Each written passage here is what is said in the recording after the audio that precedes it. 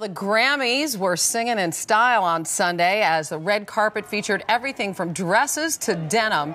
So who looked great and who, I don't know, maybe wasn't quite hitting the right note? Well, Alice Stephenson, contributing fashion editor for Harper's Bazaar, is here to point out the best and the worst. Good morning. Hi, Hannah. Good to have you on our show. Great to be here. We saw a lot of short last night from the women, right? We sure did. You know, Grammys fashion is always sexier. They take more risks on the red carpet. They show more skin, and short dresses were a huge trend. And your favorite was Fergie My of the Black Eyed Peas? My favorite was Fergie. She was wearing a sterling silver Badgley Mishka.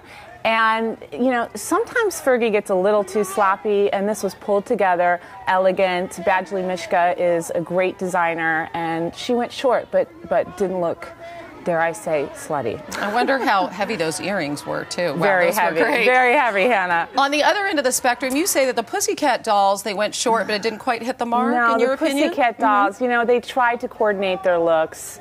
You know, it's very hard when you're an ensemble like that to make it work. It was a bit 80s. It was a bit, I don't know, Hannah, it looked a little bit tacky in my point of view. But I know they tried, and, you know, we love their songs. So we give them credit for trying. There were some beautiful long gowns and very elegant, and I know that you like Jennifer Hudson of Dreamgirls, right? Yeah, you know, Jennifer Hudson really shows fuller-figured women out there how you can look fabulous on the red carpet, too. This is a Roberto Cavalli dress. She really goes for it. She embraces her curves. And I'd like to see a little bit more embellishment on her dresses for the Oscars, but for the Grammys, she did great. Mary J. Blige is one of the older, I guess, singers there last night. She's 36. And I know you. I thought Mary she looked. J. I mean, look at she that looks great stunning. gown. This is a Michael Kors dress, Swarovski beaded, off the spring-summer runways.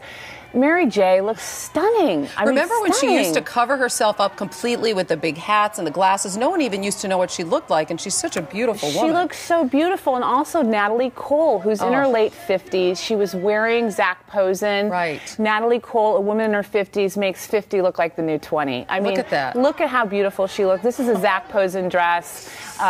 Just stunningly gorgeous. 57 years old. 57. Wow. She's a force of nature.